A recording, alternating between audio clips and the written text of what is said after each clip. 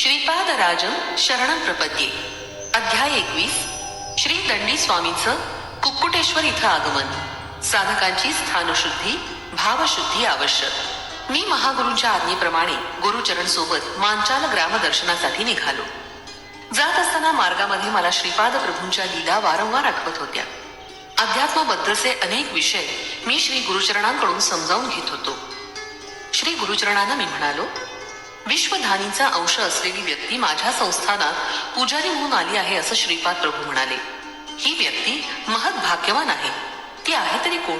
ती कोणत्या वेळी येईल? यावर श्री गुरुचरण मला म्हणाले, अहो शंकर भट्टा, अनेक शताब्दीनंतर त्यांच्या जन्मस्थानी महासंस्थान होणार आहे असं श्रीपाद प्रभू म्हणाले होते. त्या महासंस्थानात कोणी एक महातपस्वी येणार असल्याचा प्रभूंचा संकल्प होता. त्या महासंकल्पासाठी तरी तो महातपस्वी नक्की इथे येईल. दीर्घकालाच्या ध्यानानं, आराधनेनं, पवित्र मंत्रोच्चारानं आणि श्रद्धेनं केलेल्या पूजा विधानानं येथील भूमी आणि वायुमंडळ अत्यंत शुद्ध झालंय. विश्व अंतराळातील दशदिशेतील भावतरंग तिथं नेहमी प्रस्फुटित झाले आहेत. पवित्र भाव असणारे भक्त तेथील पवित्र स्पंदनांचा स्वीकार करतात. अपवित्र भक्तांना अपवित्र स्पंदनाचा अनुभव येतो. एखाद्या ठिकाणी वायुमंडळातील भावतरंग प्रबळ शक्ती संपन्न होऊन काही प्रयत्न न करता सुद्धा महापुरुषांच्या मानसिक चैतन्याला स्पर्श करून अनेक विचित्र पद्धतीद्वारा त्या विशिष्ट स्थानास आकर्षित होतात. यात आश्चर्य वाटण्यासारखं काही नाही. त्यामुळे साधक स्थळ शुद्धी होऊन तिथे राहू शकतात. भावशुद्धी झालेल्या साधकास हे शक्य आहे. अशा साधकांचीच आपण संगत केली पाहिजे. द्रव्यशुद्धी आणि अन्नशुद्धी असलेल्या साधकाकडूनच आपण अन्न अथवा धन स्वीकारलं पाहिजे. वेदातील महापंडित म्हणवल्या जाणाऱ्या व्युत्पन्न ब्राह्मणांना सुद्धा श्रीपाद प्रभूंच्या कृपा कटाक्षाचा लाभ होऊ शकत नाही. परंतु तोच दोषरहित अल्पज्ञान असणाऱ्या भक्तांना सहजपणे प्राप्त होतो. मी पौंड्र देशात म्हणजे ओरिसा राज्यात जगन्नाथपुरी क्षेत्रात व्यापाराच्या निमित्तानं गेलो होतो. तिथं मला श्री जगन्नाथाच्या मूर्तीमध्ये श्रीपाद प्रभूंचं दर्शन झालं. माझ्या बरोबर आलेल्या 3-4 भक्तांना श्रीपाद प्रभूंनी त्यांच्या इष्टदेवतांच्या स्वरूपात दर्शन देऊन तत्काळ स्वतःच्या रूपात दर्शन दिलं. सर्व देवी देवतांच्या रूपात मीच आहे असा मौनबोध त्यांनी केला. दंडी स्वामीचा गर्वभंग. आम्ही जगन्नाथपुरीला गेलो त्याच दिवशी दंडी स्वामी आपल्या 108 शिष्यासह आले होते. कोणी एखादा महात्मा दिसताच त्यांच्या चरणावर मस्तक ठेवून नमस्कार करणं ही आमची रीतच होती. आम्ही दंडी स्वामीच्या चरणावर आपलं डोकं ठेवून नमस्कार केला आणि काय आश्चर्य, तत्काळ दंडी स्वामीची वाचा गेली. त्यांना काही बोलता येईना. आम्ही सर्वांनी श्री दंडी स्वामींना पुन्हा वाचा यावी अशी श्रीपाद प्रभूंचे चरणी नम्र प्रार्थना केली. त्या प्रार्थनेचं फलस्वरूप त्या स्वामींची गेलेली वाचा परत आली. दंडी स्वामींचे शिष्य श्रीपाद प्रभूंच्या शिष्यास पाहून कुतर्कानं म्हणाले, श्रीपाद हे क्षुद्र मांत्रिक आहेत. त्यांचे शिष्य सुद्धा क्षुद्र मांत्रिक आहेत. त्यांच्या क्षुद्र विद्येनं आमच्या दंडी स्वामींची वाचा जावी असं त्यांनी केलं. परंतु आमचे स्वामी समर्थ असल्यानं त्यांची वाचा पुन्हा आली आणि ते स्वस्थ झाले. आमचे गुरु श्री दंडी स्वामी श्रीपादांचे खरं स्वरूप जनतेसमोर आणतील. ते पिठिकापुरमला जाऊन श्रीपाद वल्लभांशी शास्त्र चर्चा करून त्यांना पराभूत करून विजयपत्र घेऊन येतील यात शंकाच नाही. पिठिकापुरम मधील प्रजाजनांनी श्री दंडी स्वामींच्या स्वागतासाठी एका महान रथाचं आयोजन केलं होतं. आम्ही ते ऐकून निरुत्तर झालो. जेव्हा भक्त श्रीपाद प्रभूंना अनन्य भावानं शरण जातो तेव्हा ते आपल्या लीला विधानाने भक्तांचं संकटातून रक्षण करतात. आश्चर्याची गोष्ट अशी की समस्या निर्माण करणारे श्रीपाद प्रभू आणि त्यांचं निराकरण करणारे सुद्धा श्रीपादच. अशा अनेक अंतर्मय लीला करून श्रीपाद प्रभू सर्व दत्तभक्तांना अनुभव करून देत. काही दिवसांनी दंडी स्वामींनी पिठिकापुरम क्षेत्री प्रवेश केला. माझ्या भाग्यामुळं मी म्हणजे शंकर भट्ट सुद्धा पिठिकापुरमला आलो होतो. श्री बापनार्युलू, श्री अप्पळराजू आणि श्रीपाद प्रभूंच्या विरुद्ध असणाऱ्या लोकांची पिठिकापुरम गावात कमी नव्हती. श्री दंडी स्वामींनी कुक्कुटेश्वराच्या मंदिरात जाऊन सर्व देवदेवतांचं दर्शन घेतलं. स्वयंभू दत्तात्रेयाचं सुद्धा दर्शन घेऊन ते म्हणाले, इथं असलेल्या स्वयंभू दत्तात्रेयांचा महिमा अपरंपार आहे. असं सांगून ते पुढे म्हणाले की त्यांचा अवतार श्रीपाद प्रभूंचा गर्व दूर करण्यासाठी आहे.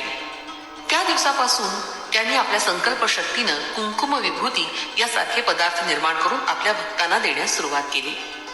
पिठिकापुरम मधील ब्राह्मणांनी वेद मंत्राच्या गजरात दंडी स्वामींचं स्वागत करून त्यांना कुक्कुटेश्वराच्या मंदिरात नेलं. गावात दंडी स्वामी आल्याची दवंडी पिटवली. स्वतः दत्त अवतार असलेल्या श्रीपाद प्रभूंनी दंडी स्वामींची तपस्या जाणून त्यांना साष्टांग नमस्कार घातला. श्री बापनाचार्यूंनी दंडी स्वामींचं दर्शन घेऊन त्यांची शरणागती पत्करली. श्री अप्पळ राजू शर्मा यांनी श्री दंडी स्वामींचं दर्शन घेऊन परंपरेनुसार पूजा अर्चा होत असलेली एक काळ्या पाषाणाची मूर्ती त्यांना अर्पण केली. व्यंकटप्पा श्रेष्ठी यांच्या अध्यक्षतेखाली आर्य वैश्य समितीचं संमेलन झालं. या संमेलनात एक ठराव सर्व मते पास झाला की कोणत्याही परिस्थितीत श्री दंडी स्वामींच्या अकृत्यांना श्रीपाद प्रभू, अप्पळ राजू शर्मा आणि बापनाचार्युलू सहकार्य देणार नाहीत. नरसिंह वर्मा यांच्या अध्यक्षतेखाली झालेल्या क्षत्रिय सभेत हाच प्रस्ताव अनुमोदित झाला. श्रीपाद प्रभू आपल्या अजोळच्या घरातील अंगणात असलेल्या औदुंबराच्या झाडाखाली विश्रांती घेत होते. दिव्य कांतीच्या कळा पसरवणाऱ्या श्रीपाद प्रभूंकडे पाहून श्रेष्ठीनं गहिवरून आलं आणि त्यांच्या नेत्रातून काही अश्रुबिंदू ओघळले. बापनाचार्युलू, श्री अप्पळ राजू शर्मा आणि श्रेष्ठी हे तिघ श्रीपादांच्या मुखारविंदाचं अवलोकन करीत त्यांच्या अगदी जवळ बसले. श्रीकृष्णासारख्या दिसणाऱ्या श्रीपाद प्रभूंना भूक लागली होती. त्यांची आजी राजमंबानं श्रीपाद प्रभूंना खाण्यासाठी एका चांदीच्या भांड्यात दही भात आणला. श्रीपाद प्रभूंनी तो मोठ्या आवडीनं खाल्ला. तो भात खाल्ल्यावर श्रीपाद आपल्या आजोबांना वेदघोष करा असं म्हणाले. बापनार्युलूंनी वेदघोष करण्यास सुरुवात केली. त्यांच्याबरोबर श्री अप्पळ राजू शर्मा व स्वतः श्रीपाद प्रभू सुद्धा वेदघोष करत होते.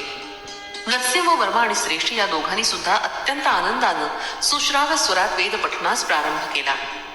तेथील वातावरण या वेदघोषामुळे ऋषी आश्रमाप्रमाणे पवित्र झालं होतं. याच वेळी कुक्कुटेश्वराच्या देवळात एक आश्चर्य घडलं. स्वयंभू दत्तात्रयाच्या तोंडाजवळ दही भाताची शीत दिसू लागली. पुजाऱ्यानं ती 2-3 वेळा पुसली तरी पुन्हा पुन्हा ती तिथं येत होती. अशा प्रकारे ही श्रीपाद प्रभूंची अद्भुत लीला होती. दंडी स्वामी आपल्या शिष्यांबरोबर वेदघोष करत पीठिकापुरमहून बाहेर जाण्यास निघाले. ते सर्वजण एकामागून एक पावलं टाकत चालले होते. त्यांना तेथील जमीन वाढत असल्यासारखी वाटत होती. कितीतरी वेळ चालत होते, परंतु ज्या ठिकाणाहून निघाले तिथंच होते. याप्रमाणे विचित्र क्रियेत बराच वेळ गेला. सर्वांना हे पाहून मोठं आश्चर्य वाटलं. तेवढ्यात दंडी स्वामींच्या हातातील दंड तुटून त्याचे 2 तुकडे झाले. दंडी स्वामींना मात्र आपल्या शरीराचेच 2 तुकडे झाल्यासारखं वाटलं. पीठिकापुरम मधील ब्राह्मणांना ही घटना भयप्रद वाटली. श्री दंडी स्वामींना आतापर्यंतच्या अनुभवावरून कळून चुकलं होतं की श्रीपाद श्रीवल्लभ आपल्यापेक्षा कैक पट अधिक शक्तिसंपन्न आहेत. त्यांचा विरोध केल्यास अनर्थ घडून येईल अशी त्यांची खात्री पटली. अशा परिस्थितीत आपल्या गावी कसं जावं याची त्यांना चिंता लागून राहिली. मोहनाश म्हणजेच मोक्ष. पीठिकापुरम मध्ये अब्बन्ना नावाचा एक गृहस्थ राहत होता. तो सर्प पकडून त्यांचा खेळ करून आपली उपजीविका चालवत असे. एकदा तो बापनाचार्युलूंच्या घरी आला. श्रीपादांनी त्यावेळी वेदघोष थोडा वेळ थांबवण्यास सांगितलं. अब्बन्नाला पोटभर जेवण दिलं. नंतर त्यास बोलावून म्हणाले, इथून 1 भांड पाणी घेऊन श्री कुक्कुटेश्वराच्या मंदिरात जा. दत्तप्रभूंचा एक अवतार त्यांच्या कर्णचरणद्वयांबरोबर संचार करीत असताना अकारण ज्यांनी त्यांची निंदा केली असे महापापी लोक कुक्कुटेश्वर मंदिरात आहेत. त्यांना मृत्यूनंतर पिशाच योनी प्राप्त होईल असं चित्रगुप्तानं भाकीत करून ठेवलंय. मी चित्रगुप्ताबरोबर संवाद करून त्यांच्या पापांचा परिहार कसा करावा याचा उपाय शोधून काढलाय. भूमातेनं सुद्धा तसा आग्रह केला आहे. तू तिथं जाऊन भूमातेस शांत राहण्याचा माझा निरोप सांग. श्रीपादांच्या दर्शनास उत्सुक असणाऱ्या भक्तांना तुझी संमती घ्यावी लागेल.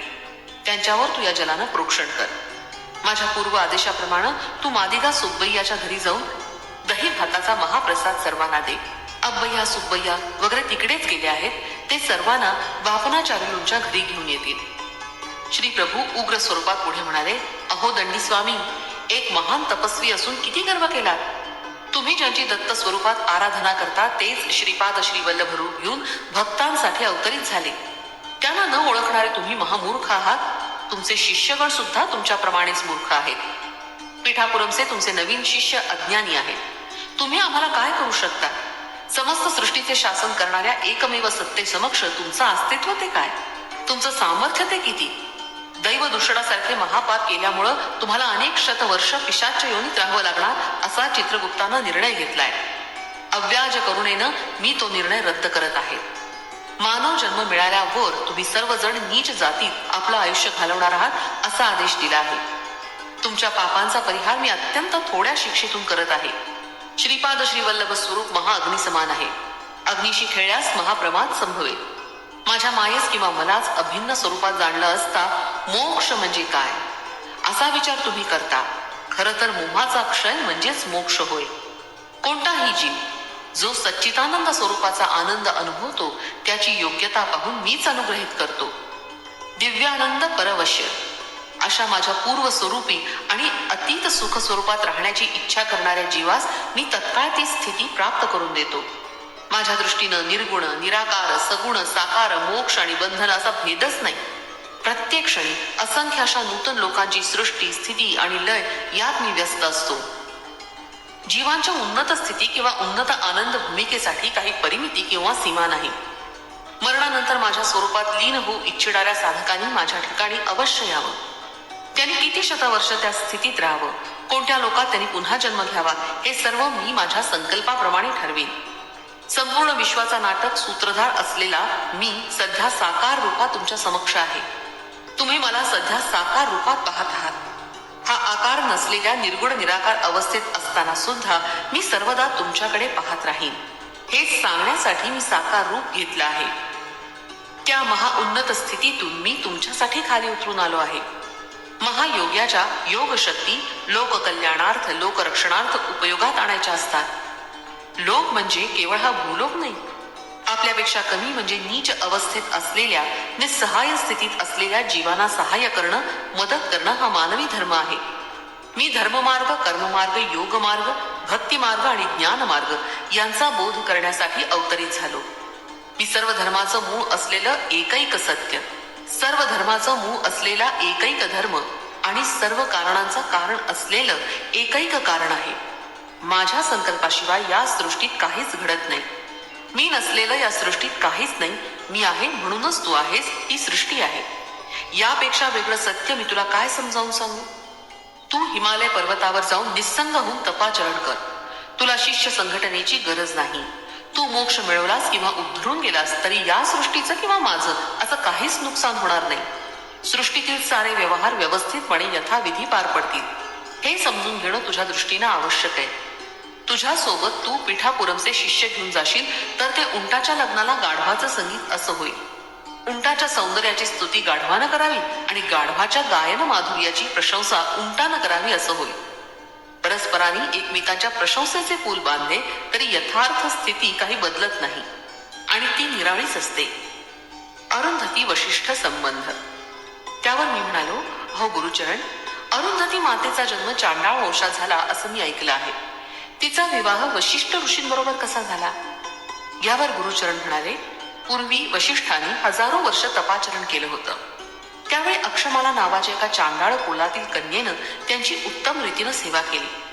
तिच्या सेवेनं प्रसन्न होऊन ऋषींनी तिला वर मागण्यास सांगितलं.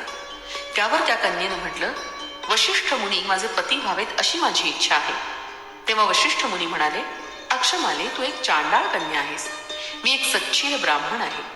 मी तुझा पत्नी म्हणून कसा स्वीकार करू शकेन? या वक्तव्यावर अक्षमाला म्हणाली, अगोदर वर मागण्यास आपणच मला प्रेरित केलं आणि आता इच्छित वर मागितल्यावर आपल्या वचनापासून मागे का फिरता?